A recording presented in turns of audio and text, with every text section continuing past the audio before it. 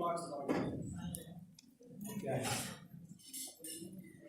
Good afternoon. My name is Michael Salmon, as Fred pointed out. I'm this young gentleman, Brendan's dad, also as Fred had pointed out. Brendan attended the CEP, College Experience Program for Living Resources at the College of St. Rose, and graduated this past May. Big accomplishment. Very big accomplishment. Very proud. This program provides students with intellectual disabilities the opportunity to learn to live independently, make friends, intern at local area businesses, and become part of a diverse campus community. The goal after 2 years is to transition to an independent adult life. Michelle, my wife, Brendan's mom, and I spent years looking for programs that had this combination, and we found that there weren't many.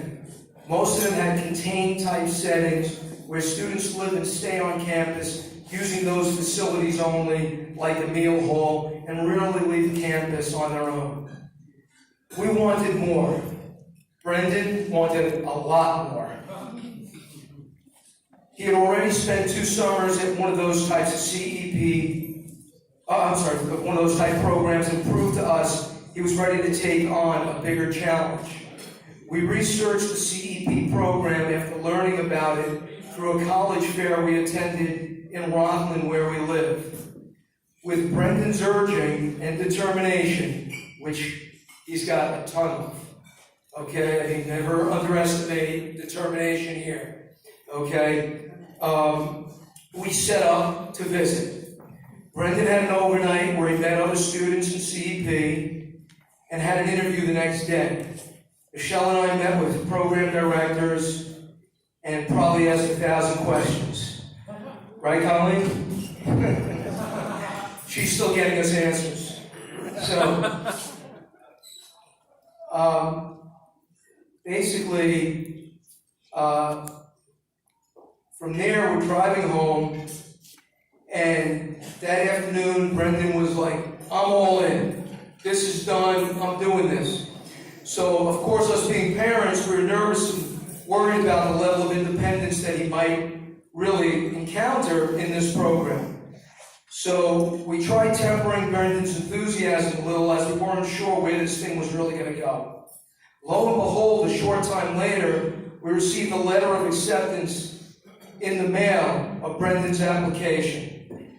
Brendan, at this point, dancing on air, okay? Excited as can be, elated, and why not? Major accomplishment in his life. Okay, everyone he grew up with is getting acceptance letters for college. He felt accomplished. He felt like he was going to be doing something. We decided that we needed to give him the opportunity he truly deserved. So, when your child is born with disabilities, you need to quickly realize that you must become the best advocates possible for your child, and also teach them to advocate for themselves, most importantly. That is what CEP is all about. Brendan has spent the last 2 years taking classes in social skills, cooking, personal finance, navigation, computer skills, and healthcare, just to name a few. Classes that I think we all need, or every child needs. He integrated into campus life through programs such as Best Buddies.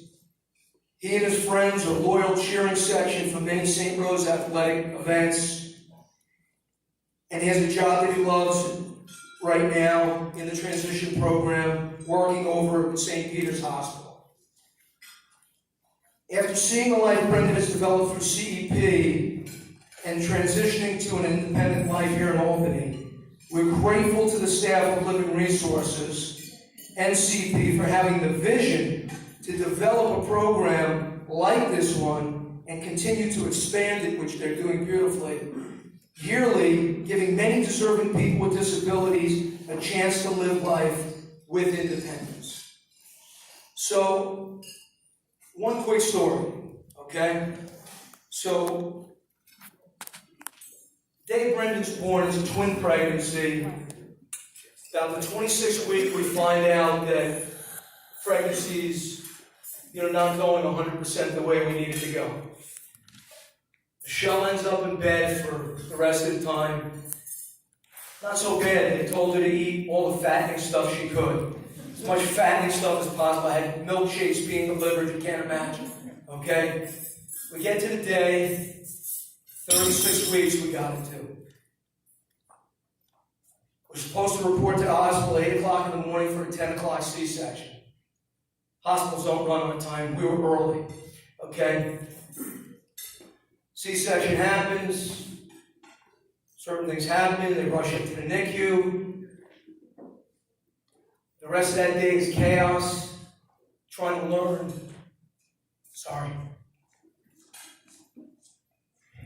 Trying to learn how to be a parent. And, make sure that you make the right decisions, especially under pressure. So, finally by that night, things had calmed down. I taught Ariel, who is his twin. She was born 5 pounds, 4 rounds. He was born 2 pounds, 14 ounces. A little bit of a difference. So, everything's finally cool and calm. Ariel's in the room with Michelle. I run downstairs. It's about midnight. Long day. He's in a glass case, just like all of my baseballs and all that stuff that I keep. And I'm looking at him and I'm like, he's in a glass case. And he's got more tubes coming out of him than I can imagine. And I'm saying to myself, what are we going to do? What do you do? So I put my hand inside. There's a few things you can put your hand inside. Put my hand inside and put it right on his chest. And I said, buddy, I promise you, I will not let you down. Mom and I will not let you down. You know what the truth is? He never let us down. He's a guiding light. He's the power. Okay? He never let us down, and is an example for us to live by. To push hard, push through, and try your best. Working hard with what you have, and growing with what you have.